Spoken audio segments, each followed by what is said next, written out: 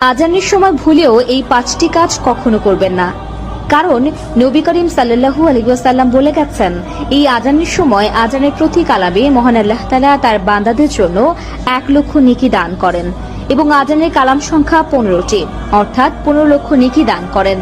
তাই যদি আজানের সময় আপনি জেনে বা না জেনে যেভাবেই হোক এই কাজগুলো করতে থাকেন, তাহলে আপনার জীবনে নেমে আসতে পারে বড় ধরনের যে কোনো প্রতিবন্ধকতা। হতে পারে সেটা আপনার বা আপনার পরিবারের কারো জটিল কঠিন রোগ, যা ব্যবসার আয় রুজিতে অবরকতময়। এমনকি এছাড়া আরো ঘটতে পারে নানান ধরনের বিপদ। কি সেই কাজগুলো যা আজানের সময় আমাদের করতে নিষেধ করা হয়েছে এবং আজানের সময় ঠিক কি করতে হবে তাও বলা আছে এই ভিডিওতেই। সেটা জানতে হলে দেখতে হবে পুরো ভিডিওটি।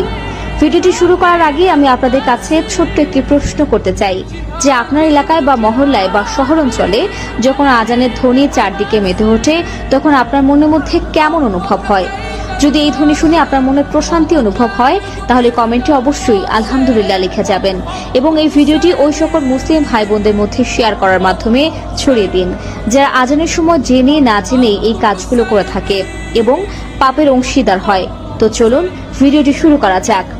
প্রিয় দর্শক, আপনারা জানেন দ্বীন ইসলামের 5 ওয়াক্ত সালাতের আহ্বান বাণী হলো এই আজান।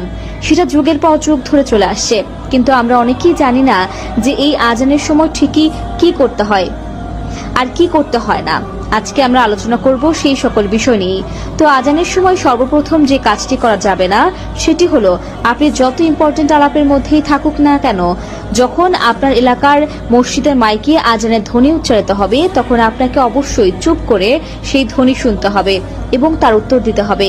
কারণ ওই ইম্পর্টেন্ট কিছু কথার মাধ্যমে আপনি হয়তো দুনিয়াবি সুখ পাবেন, কিন্তু দুনিয়ার জীবন শেষ নয়।